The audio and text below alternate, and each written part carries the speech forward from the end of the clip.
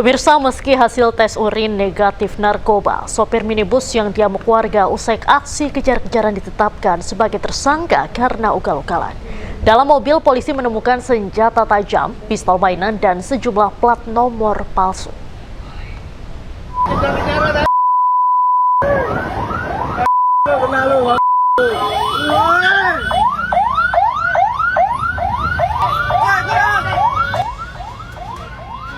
Polisi mengejar minibus yang melaju ugal-ugalan karena dicurigai menggunakan plat nomor palsu. Parah banget. Ikutan banget. Demi Allah, Bukannya berhenti usai diberi peringatan, mobil makin melaju dengan kecepatan tinggi di Jalan Gunung Sari 4 Jakarta Pusat yang sempit hingga nekat menerobos jalan satu arah.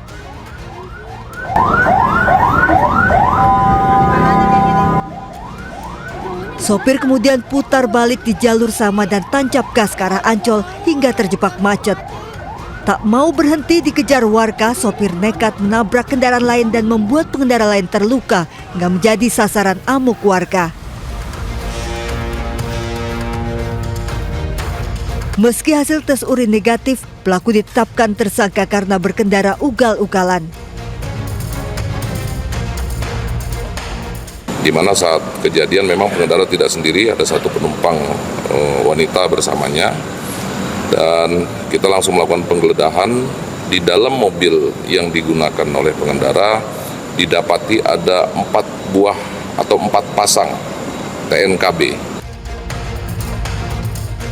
Pengemudi berusia 20 tahun asal Surabaya, Jawa Timur mengaku bermaksud mengajak kekasihnya ke Ancol, namun karena tidak menguasai jalan, akhirnya nekat lawan arah dan panik saat diberhentikan polisi.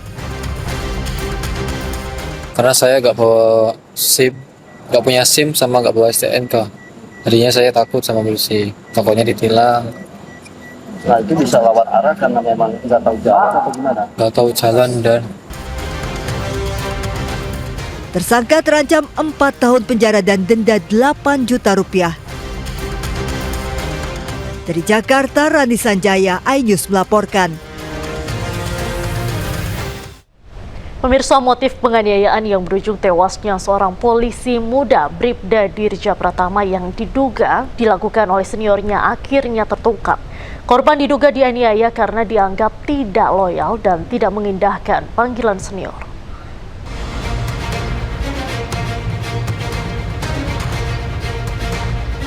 Kasus meninggalnya Bribda Dirja Pratama, anggota Polda Sulawesi Selatan yang terjadi pada Minggu 22 Februari 2026 lalu. Di dalam ruangan asrama Direktorat Samapta Polda Sulawesi Selatan akhirnya terungkap. Penyidik menyimpulkan korban meninggal dunia akibat tindak pidana penganiayaan yang dilakukan oleh satu orang pelaku, yaitu Bribda P yang merupakan senior korban. Motif penganiayaan diduga karena korban dianggap tidak loyal dan tidak mengindahkan panggilan senior. Hal ini memicu emosi pelaku yang kemudian diduga melakukan kekerasan dengan cara memukul dan mencekik korban berkali-kali. Selain menetapkan tersangka, penyidik juga telah memeriksa 8 orang saksi yang berada di lokasi kejadian. 2 anggota polisi diantaranya masing-masing berinisial Bribda MF dan Bribda MA diduga melanggar kode etik dan disiplin. Kami melihat ada salah satu seorang atas nama Bribda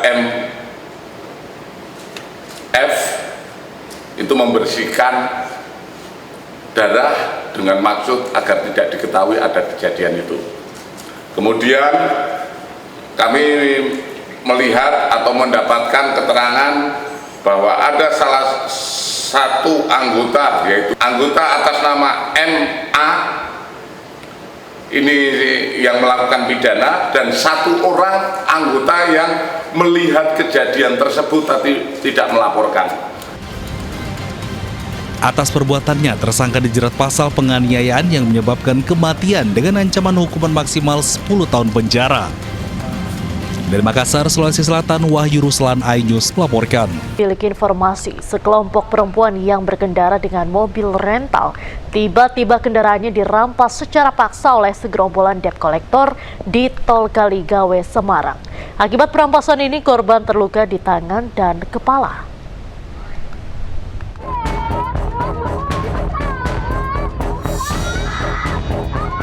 Viral di media sosial video pengendara mobil ketakutan saat didatangi sekelompok debt collector atau penagih utang.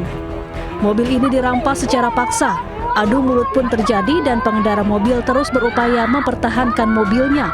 Sebab mobil ini merupakan mobil rental yang disewa pengendara untuk berwisata. Setelah diselidiki, ternyata aksi gerombolan debt collector salah sasaran. Polisi kemudian menangkap 6 orang debt collector. Sementara akibat kejadian ini, korban terluka di bagian tangan dan cedera kepala. Bersama dengan teman-teman perempuannya berangkat menuju ke Semarang. Pada saat kendaraan yang dikemudikan oleh saudari Anita Dewi ini hendak masuk pintu tol Kaligawe Kota Semarang, situasi yang berulang di jalan normal secara tiba-tiba berubah vertikal. Kendaraan tersebut secara mendadak dipepet dan dihentikan secara paksa oleh 6 orang pelaku. Keenam pelaku kini ditahan di Polda Jawa Tengah dan terancam hukuman 5 tahun penjara. Dari Semarang, Jawa Tengah, Wisnu Wardana, iNews melaporkan.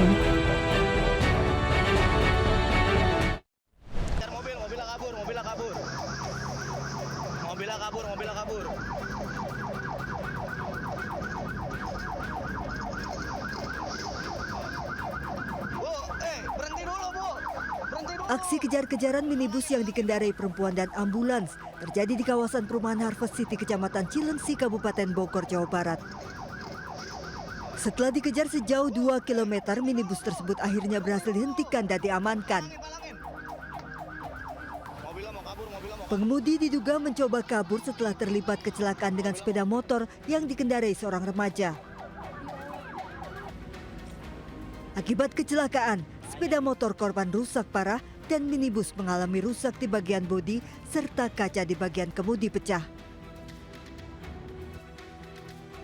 Sementara korban mengalami patah tulang pada lutut kirinya dan langsung mendapat penanganan medis. Kronologinya itu mobil Fortuner memutar balik, terus ada motor dari arah Harvest ke arah Cilengsi dan terjadi kecelakaan tersebut, Mas. Oke, itu langsung nabrak Fortuner atau gimana, Bang? Langsung nabrak pintu Fortuner sebelah kanan. Oke, itu yang akhirnya kejar-kejaran itu kenapa? Sempat kabur atau gimana? Dia alasannya mau parkir ke warga, ternyata kabur. Kasus kecelakaan kini ditangani Satlantas Polres Bogor, sementara pengemudi minibus beserta seluruh kendaraan yang terlibat kecelakaan kemudian dibawa ke kantor unit Gakum Satlantas Polres Bogor. Dari Kabupaten Bogor, Jawa Barat, Cahyat Supriyatna, iNews melaporkan. Pemirsa, usai ditetapkan sebagai tersangka, ibu tiri penganiaya anak hingga tewas yang juga merupakan ASN P3K di Kementerian Agama Kabupaten Sukabumi, Jawa Barat terancam dipecat. Ia ditetapkan sebagai tersangka lantaran diduga telah menganiaya anak tirinya Nizam Syafei hingga meninggal dunia.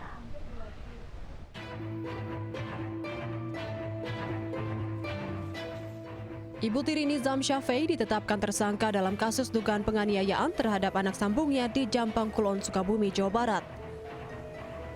Tersangka ini merupakan ASN atau aparatur sipil negara dengan status pegawai pemerintah dengan kontrak kerja di Kantor Urusan Agama Kecamatan Kalibunder, Kabupaten Sukabumi sejak tahun 2023. Kepala Kantor Kemenak akan tindak tegas jika terbukti bersalah. Kalau di atas 2 tahun ya hukuman berat, kalau terbukti ya bisa jadi pemberhentian. Ya kalau penyuluh yang bersangkutan adalah melaksanakan tugas jabatan fungsional. Beliau melaksanakan penyuluhan agama Islam di tengah-tengah masyarakat.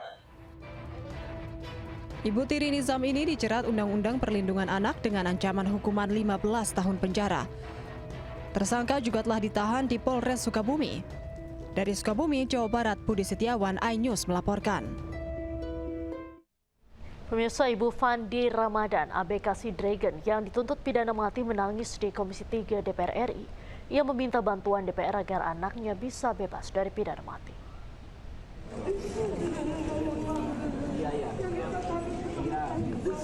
Ibu ABK kasus sabu 2 ton bersujud di hadapan anggota Komisi 3 DPR RI usai melakukan rapat dengar pendapat.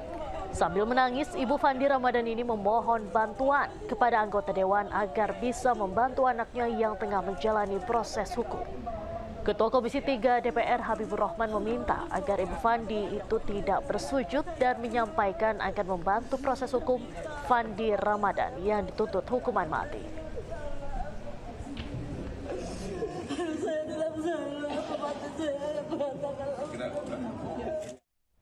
Sebelumnya pemirsa, orang tua Fandi Ramadan ABK Sidragon yang dituntut pidana mati dalam kasus penyelundupan 2 ton sabu mendatangi Komisi 3 DPR. Kedatangan orang tua Fandi ini untuk meminta keadilan lantaran menilai anaknya tidak bersalah.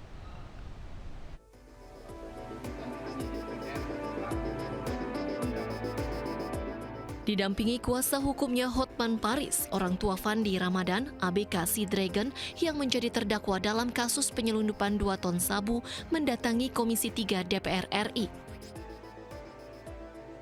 Orang tua Fandi datang untuk mencari keadilan bagi anaknya yang dituntut pidana mati. Di depan anggota Komisi 3 DPR, Ibunda Fandi memastikan bahwa anaknya tidak tahu menahu kapal tersebut akan membawa narkotika. Saya selaku orang tua, saya mohon keadilan sama Bapak. Membantu saya untuk menyelesaikan masalah anak saya ini, Pak.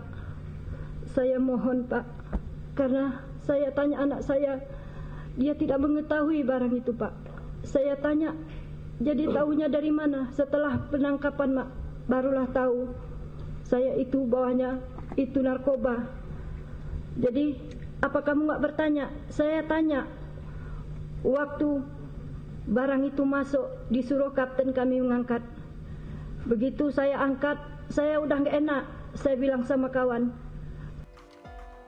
Sementara kuasa hukum Fandi, Hotman Paris, menyebut bahwa Fandi adalah anak buah kapal yang baru bekerja selama 3 hari saat kapal tersebut ditangkap aparat. Jelas-jelas dia baru kerja 3 hari. Yang kedua, di BAP maupun di persidangan diakui oleh para saksi bahwa Fandi itu bolak-balik nanya, itu apa isinya kardus itu, ya, bolak-balik sampai dia tanya ke kapten. Tanya juga ke wakilnya Pak Tambunan, ya, dan itu sudah merupakan bukti bahwa dia tidak tahu. Padahal dan tidak ada saksi satupun yang mengatakan bahwa dia tahu. Sebelumnya Fandi Ramadan bersama 5 kru kapal Sidragon termasuk nahkoda kapal ditangkap BNN, TNI Polri, dan Bea Cukai di perairan Tanjung Balai Karimun, Kepulauan Riau pada 21 Mei 2025 lalu. Kapal tersebut membawa 1,9 ton sabu yang berasal dari jaringan internasional Golden Triangle. Dalam persidangan di Pengadilan Negeri Batam, Kepulauan Riau, Fandi kemudian dituntut hukuman pidana mati. Sementara pledoi atau nota pembelaan yang dibacakan kuasa hukum Fandi pada Senin 23 Februari lalu ditolak jaksa penuntut umum. Tim Liputan iNews melaporkan. Keinformasi lain pemirsa, 2 advokat menggugat Undang-Undang Pemilihan Umum ke Mahkamah Konstitusi. Mereka meminta MK melarang keluarga presiden atau wakil presiden mencalonkan diri sebagai capres-cawapres.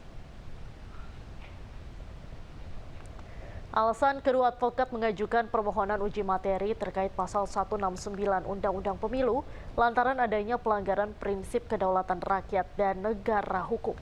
Dalam petitumnya, para pemohon meminta Hakim MK mengabulkan permohonan pemohon dan menyatakan pasal 169 Undang-Undang Pemilu bertentangan dengan Undang-Undang Dasar 1945 dan tidak mempunyai kekuatan hukum mengikat. Sepanjang tidak dimaknai bahwa persyaratan pencalonan presiden dan wakil presiden wajib bebas dari konflik kepentingan yang bersumber dari hubungan keluarga sedarah dengan presiden dan wakil presiden yang sedang menjabat dalam satu periode kekuasaan.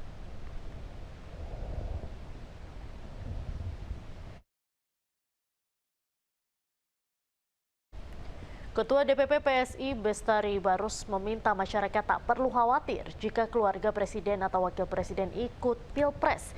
Yang perlu ditakutkan menurut pakar hukum tata negara adalah menyalahgunakan kewenangan. Jangankan keluarga presiden, ada presiden di Republik ini dulu pernah mencalonkan aja bisa kalah kok. Nah, apa kita khawatir tentang hal itu? Sama-sama kita mengawasi bagaimana pelaksanaan pemilu itu berjalan baik. Kan begitu? Dan tidak melanggar gitu loh.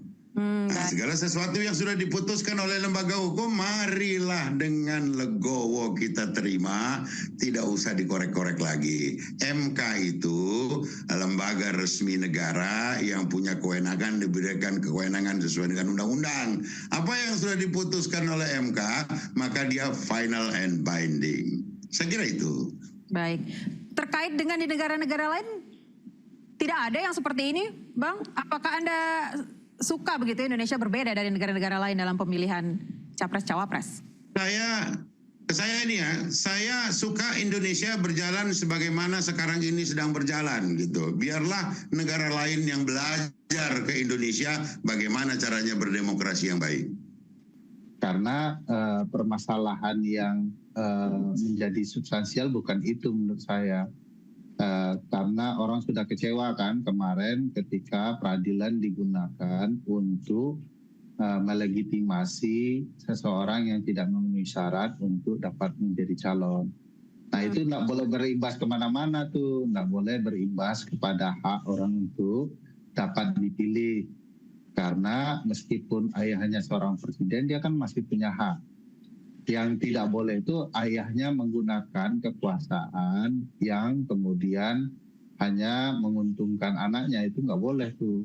Kan juga sudah ada putusan MK dan peraturan KPU ya. Misalnya penggunaan tempat kampanye tidak hanya boleh kepada calon yang anak presiden atau keluarga presiden gitu ya. Nah itu sudah diatur. Jadi menurut saya sifat fairness-nya saja diatur, tidak hal-hal yang lain yang terlalu jauh dari pola dan aturan demokrasi konstitusional kita. Jadi kalau saya anak presiden, saya harus nunggu 5 tahun hanya untuk sekadar memastikan saya tidak menggunakan apa yang menjadi fasilitas yang berkaitan dengan tugas ayah saya. Padahal aturannya sudah ada, tidak boleh gitu ya. Dia memanfaatkan relasi kekeluargaannya dalam pertarungan itu. Nah, menegaskan itu menurut saya juga punya potensi langkah politik.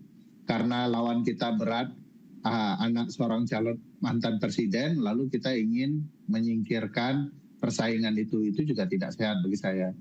Kalau anak seorang presiden menggunakan kekuasaan ayahnya tidak sehat, begitu juga kalau untuk menyingkirkan hak anak presiden dalam pertarungan menurut saya juga tidak sehat dengan cara-cara inkonstitusional.